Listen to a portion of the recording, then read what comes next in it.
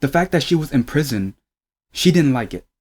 And when the mom died, she was happy that she was pretty much free from her restriction and she was able to hang out with whoever she wants outside the castle. That's one possibility. But also there's another possibility that I'm thinking of is maybe Moon-young could have killed her mom. Because she was in prison to the point where she doesn't want to feel caged anymore. She wants to go hang out with Kangtae, and that's why she killed her. Now, it can go either way. I'm not sure. This is just a guess. It could be suicidal or it could be a murder. Right now, for me, fingers are pointing at the fact that maybe Moon-young killed her mom, and then that's what led to the dad saying, "You're a monster." Or maybe it was suicidal, and when the dad found out, he might have thought that Moon-young might have killed the mom, and that's why he called her a monster. Again, it can go either way.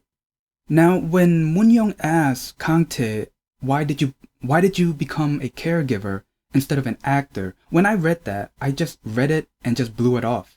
But the more I thought about it, I'm like, okay. Because Kangtae doesn't seem as nice as he is. And him and Judy are pretty much alike, because they do hide behind a smile. And with that catfight between Judy and Moon-young, we never saw Judy act like that until now. And when Moon-young called her a two-faced bitch, and we saw Judy act like that again, her and Kangtae are good at hiding behind a smile. So I wouldn't call it, well, Moon-young call it a split personality. That may be the case. Maybe. Now for Judy, oh my god, I feel so bad for her in this episode. The fact that she was whining, saying that the clothes that she was wearing was the clothes that her and Kangtae bought.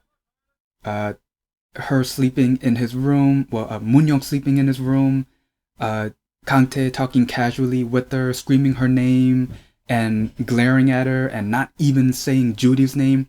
The fact that she was whining, I felt so bad for her, but at the same time, I kind of want to hug her. Like, the more I see Judy, like, act more, how should I put it, not hiding behind a smile, she's becoming more attractive. You know, she's letting out all her emotions.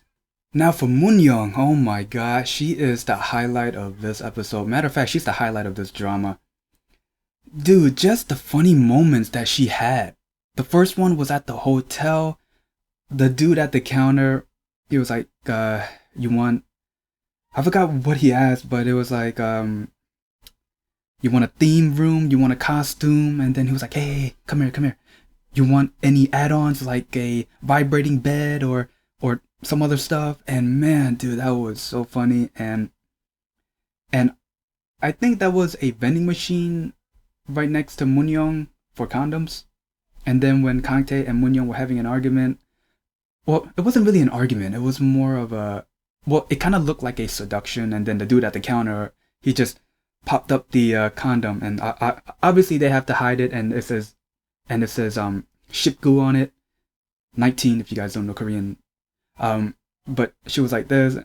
He was like this, and man, that was just so funny. I love that. And then we got another funny moment where Kangtae was washing the dishes, and she just like, she was getting her bed ready, and then she just slowly laid down and just, oh my god, not gonna lie, she looks hot doing that.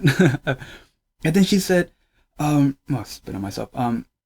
You look scrumptious from the back. I mean, you look, I forgot what she said after that.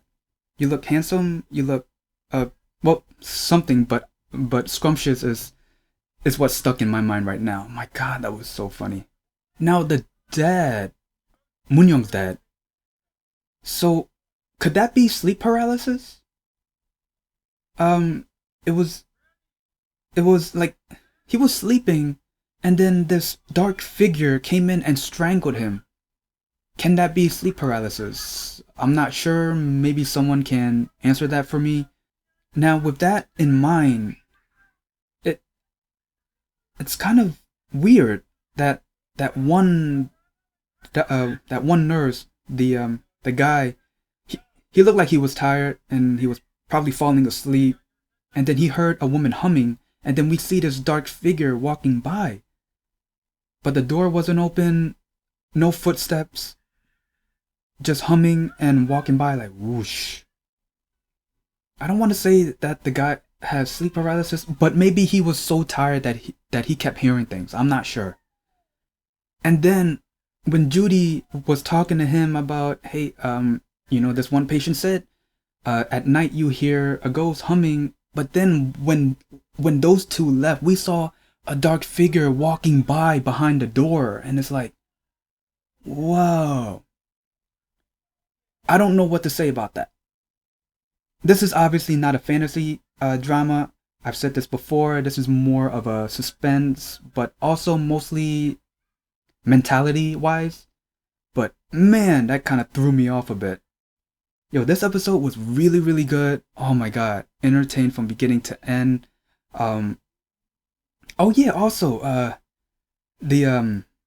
so when Moon-young said that she was gonna have someone live in the castle, she told Mr. Lee, I'm like, it was obviously going to be Kangtae, but I was trying to figure out how are you gonna get Kangtae to live in that house?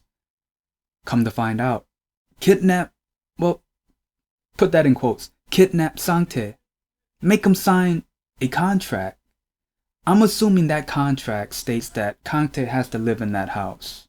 I don't know what else it's gonna say, but in the end, straightforward, Kangtae is gonna have to live in that house, which makes me feel bad for Judy even more, because their conversation at the rooftop, she said, right after she got rejected, again, I feel sorry for Judy, she said, as long as you can let me keep liking you, and you and your brother can keep living in the room above our house, because her mom likes Sangtae and Kangtae.